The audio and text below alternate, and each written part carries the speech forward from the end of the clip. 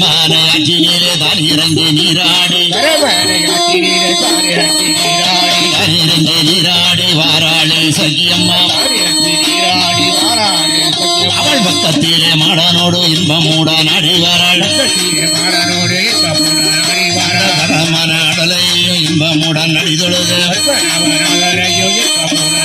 அவள் கிள்ளி பால ஊர் கடந்து வாராளே அம்மை அவள் அங்கிருந்து பயணமாகி திருவனந்தபுரம் மதிலே பத்மநாப வாசலிலே வாராளே அம்மை அவள்